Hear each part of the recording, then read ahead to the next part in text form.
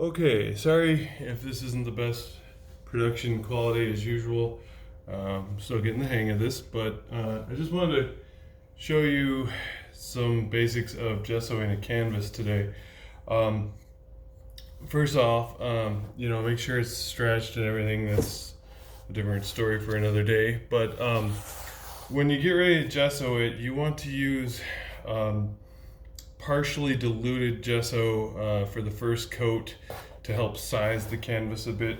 This has already been gessoed one coat, but it was a long time ago, so I'm just going to pretend that nothing has been applied to this. So anyway,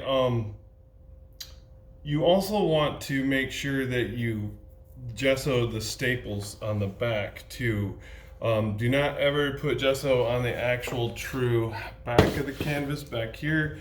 This is what it looks like non-gessoed, so it's a little more yellow. But you do want to typically go along the staples with one coat of gesso at least.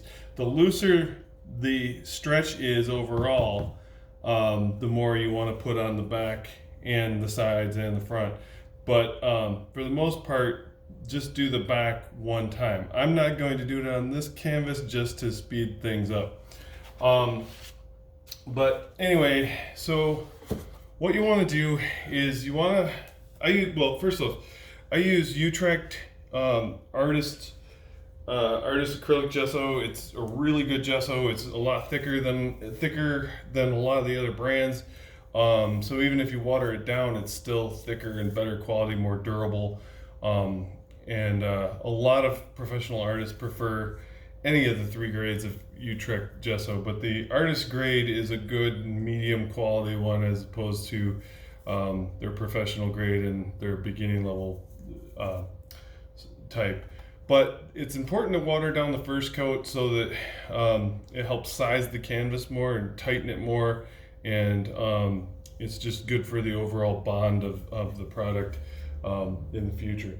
So I've already diluted this down. I think you can dilute it to about a third. I think the manufacturer says you can do more, but they don't recommend that. So I was just, I go about a third water to paint ratio, and I usually use an old bucket that's started to or is really close to empty. I just add water to what's left of the gesso and get a new bucket for the fresh stuff or for the non-diluted.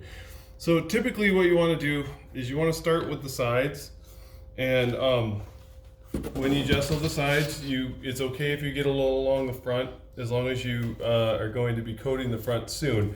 Otherwise you want to get that off of there. But so what I'm going to do is I'm just going to take some of the gesso, I'm going to put it along the side randomly, and then I'm going to come back like, sorry, I don't think, yep, you can see that. I'm going to come back and forth like this. Again, this is diluted, and you want to dilute the first coat, maybe the second coat if you absolutely have to, but really, usually I go with the non-diluted stuff for the for the second and third coat. So I use the pure gesso for the second and third coat. And I'm gonna go ahead and do this first coat, and then I'm going to pause the video, and I will then go through, sorry, it's really close to the camera, but I will pause the video and I'll jump to the second and third coats after I do this first coat. So I've done two of my sides, and so for now we're just gonna say that I've gone ahead and did all of them, and for the sake of speed.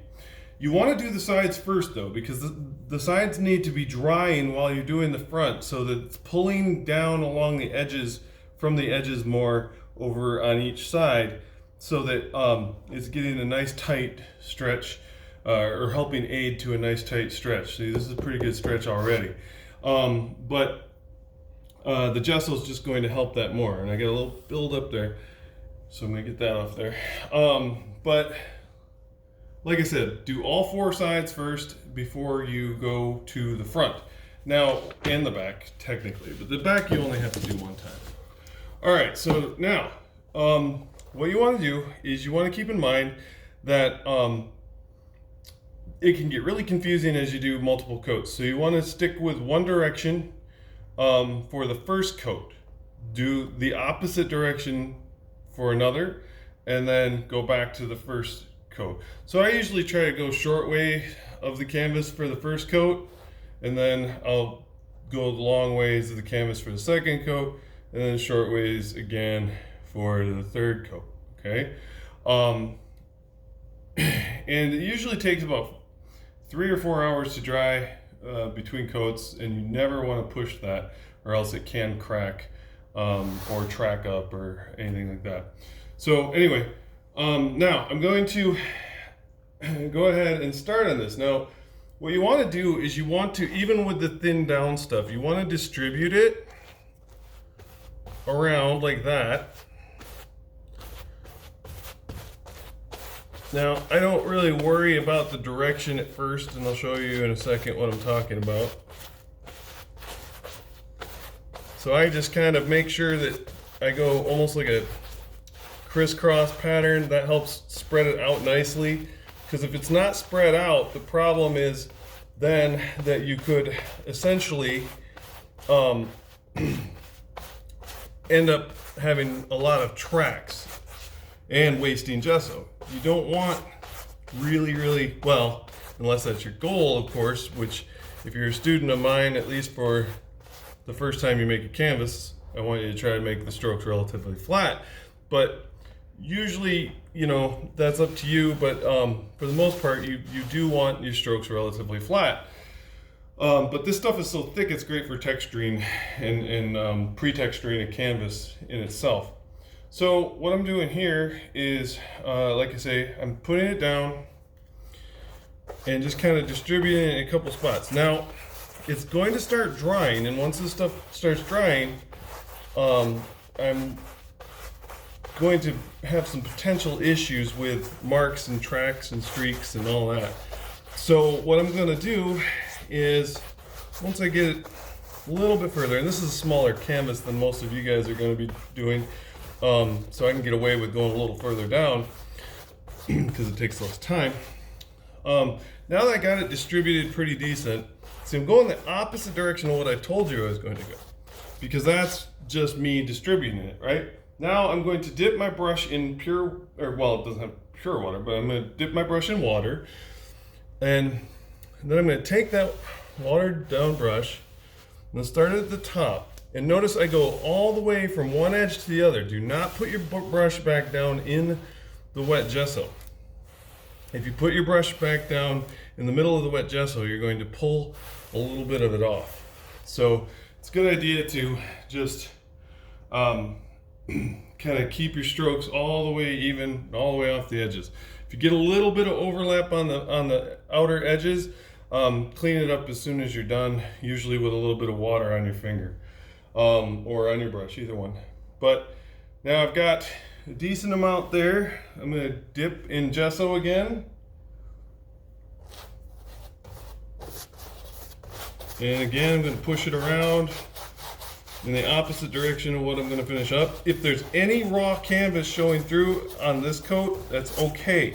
Do not try to go back and fix it in the middle of a coat. So if you're down all the way down at the bottom, you don't want to try to go back up to the top and fix something. It's just the first coat. So some canvas, raw canvas, is going to show through, and that's okay. So again, once I got it kind of distributed, I'm going this way to pull it a little further, and this way to pull a little further. Then I come straight down, and I'm going back a little bit into where I previously was. I don't want to go too far. But go back a little bit into where you previously was to do what they call keep a wet edge. You can also mist this with water as you go in a bottle, so that the higher up stuff isn't drying too fast until you can get back to it. So now I'm going back to where I started, or not where I started, but around the area I last left off, but a little more further down than that. And I'm pushing relatively hard to make sure that I'm filling in the gaps. There. That water really helps make a difference. Okay, now almost done with this coat. I'm going to dip in a little bit more gesso. I don't want too much on here because I got just a little bit of space left. So now I'm gonna do this again, just like I've been doing. Spread it around. Any excess I can wipe off. If you get too much on there, you're better off scraping it off, putting it back in the bucket or whatever you gotta do, than you are having a bunch of track marks, a bunch of impasto marks on the canvas. At least again, like I say, when it's for your first canvas for my course. I love a nice textured surface, but when I'm trying to teach you guys stuff, I gotta have a little bit different standards. So, all right. But I also like a nice smooth surface sometimes too. All right, so that's a pretty good start on the first coat, and I will pause this now, and well, actually, I'll end this, and I'll make another video on coats 2 and 3. So, thank you very much, and I hope that helped.